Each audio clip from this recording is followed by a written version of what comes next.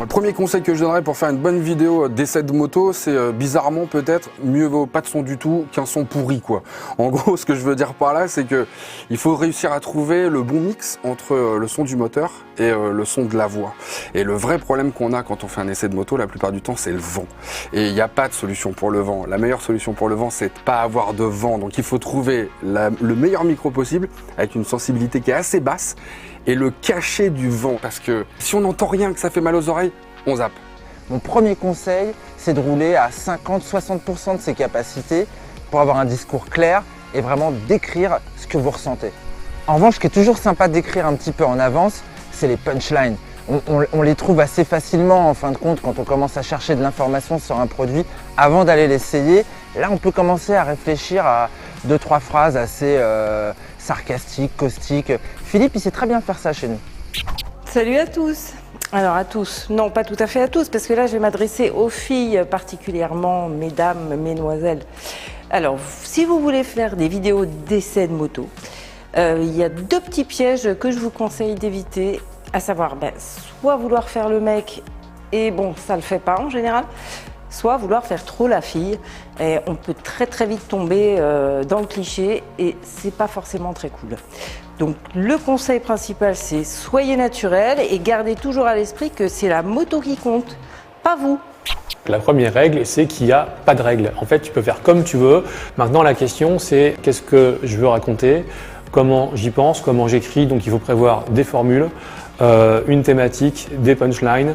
Et puis, les tendances en communication moderne, c'est pas de passer 20 minutes à raconter sa life et d'expliquer à la fin, tout à la fin, si la moto est bien ou pas. C'est plutôt de balancer la purée tout de suite et de dire cette moto, elle est top pour 3 raisons et voici pourquoi, et je vais vous l'expliquer maintenant. Et on déroule les argumentaires et il faut un peu de surprise, un peu de rebondissement, un petit peu d'interrogation. Il faut que le mec en face passe un bon moment, même s'il ne connaît pas forcément tout sur la moto. L'idée principale pour le montage, c'est de garder en tête qu'il faut construire une histoire. Et ça commence bien avant le montage, c'est-à-dire en pré-prod et surtout pendant le tournage, bien penser à comment vous allez construire les choses au moment du montage. Et une fois en post-prod, bien utiliser des ralentis, des accélérés, surtout pour les plans qui vous plaisent plus ou moins, ça permet de gommer les imperfections, mais surtout de garder du dynamisme et du rythme.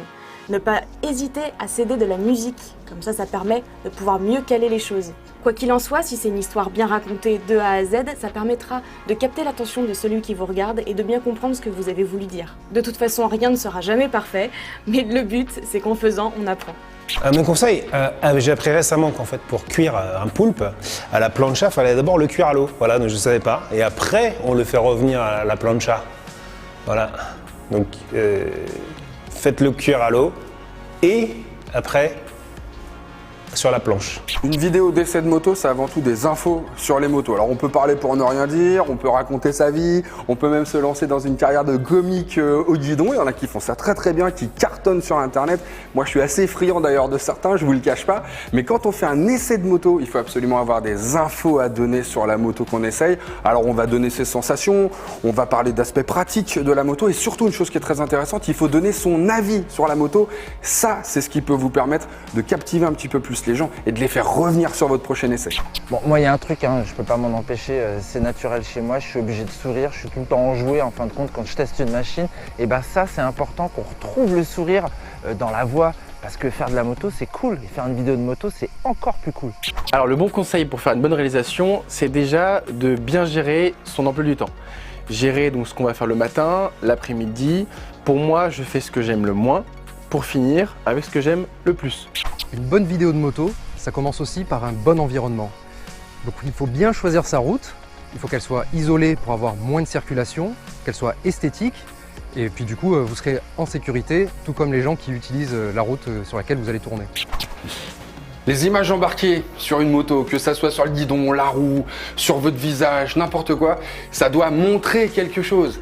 Il faut toujours montrer quelque chose. On fait un essai de moto, il faut absolument que les gens, sur quel que soit le plan que vous choisissez, il faut qu'on donne une information. Ça, c'est très important. Donc si vous faites un plan sur la roue, il faut que ça soit sur l'étrier de frein, il faut qu'on voit la compression de l'amortisseur, si c'est sur la roue arrière, il faut qu'on voit le pot d'échappement, il faut qu'on entende le pot d'échappement. On fait pas de plan gratuit sur un essai de moto, il faut à chaque fois que ça démontre quelque chose ou que ça explique quelque chose. Et puis attention, il y a un dernier petit détail avec les embarqués, C'est toujours bien si on voit le paysage défiler. Sinon, c'est un peu monotone, on s'ennuie et surtout, on ne suit plus la direction de celui qui conduit. On est un peu moins avec l'essayeur et ça, c'est pas super pour continuer à garder l'attention au fait de ceux qui regardent la vidéo. Très important, sur piste, on peut faire un commentaire embarqué sur piste. Sauf que sur piste, déjà, on est dans des conditions extrêmes, on est à fond, à 100%. Là, c'est un petit peu plus dur. Donc, mon conseil, c'est plutôt sur le dernier tour, quand on est sur la décélération, de se mettre hors trajectoire pour pas gêner les petits copains. Et là, reprendre ce que je disais tout à l'heure, c'est-à-dire se remettre à 60% de ses capacités pour avoir un discours clair et ne pas se mettre en danger. Faire des tournages de moto, ça passe aussi par le fait d'avoir une unité de tournage mobile. Donc un sac à dos qui permet de transporter un maximum de matériel très pratique une fois sur place. Ça peut être un petit drone, des caméras embarquées, des micros pour ceux qui s'enregistrent pendant qu'ils conduisent, mais aussi la caméra avec les objectifs. Oui, très important aussi, il faut que le matériel soit bien chargé. Ça c'est très important, toutes les batteries, que ce soit les cartes SD, que ce soit les batteries de drone, d'appareils photo, de caméras, voilà. Donc c'est vraiment un package qu'il faut se faire, surtout la veille, assez important, ou le matin quand on part très tôt. Mais c'est vrai que c'est très important d'être bien organisé. Ce que je ne suis pas forcément toujours, mais c'est juste un bon conseil, je pense, à donner pour tout le monde. Voilà. Certains réussissent à faire des vidéos qui cartonnent sur internet sans qu'on voit autre chose qu'un POV, une vue immersive. Alors c'est peut-être parce qu'en fait ceux qui regardent les vidéos les préfèrent eux à la moto dont ils parlent. En tout cas, quand on veut faire un essai vidéo de moto sur internet, il faut absolument qu'on voit la moto. La solution, c'est évidemment d'avoir des copains, tant qu'à faire, pas des bras cassés, hein, parce que vous pouvez poser votre appareil photo dans 50 endroits et passer 10 fois devant. En général, le résultat est pas génial. Le mieux, c'est d'avoir un copain qui vous filme, voire qui met une petite caméra embarquée à l'arrière de votre moto pour faire un beau travelling. Ça, en général, c'est super payant parce que c'est très beau. Et quand on fait une vidéo de moto, il faut que ça soit beau. Et du côté du montage, ce qu'on a de particulier avec la moto, c'est que dans les virages, les motos penchent et du coup il faut être capable d'enchaîner des plans. Par exemple, un virage à gauche, sur le plan suivant on doit avoir une sortie de virage à gauche. Si la moto est dans l'autre sens, et forcément ça ne fonctionnera pas. Autre astuce, faire des plans qui durent maximum 4 secondes. Comme ça la personne qui regarde la vidéo se divertit et ça c'est une des clés pour réussir un bon montage de moto. Si vous vous retrouvez dans une forêt au Canada, les Amérindiens en fait là-bas tapaient sur des cailloux pour signifier leur présence aux grizzlies, parce que s'il y a une chose que les grizzlies n'aiment pas, c'est de tomber nez à nez avec vous, et réciproquement. On n'aime pas spécialement non plus tomber sur un grizzly, donc le meilleur conseil c'est faites un maximum de bruit voilà, quand vous êtes dans ce type de forêt. Pardon ? Moto, reportage filmé, oui, voilà, prendre les caméras avec vous quand vous allez au tournage. Voilà, ça m'est déjà arrivé d'aller tourner et de ne pas avoir la caméra. Et ça, c'est... Ah oui, ça c'est embêtant. Voilà, on espère que ces petits conseils sans prétention vous aideront à faire de belles vidéos sur YouTube, des vidéos de moto tant qu'à faire.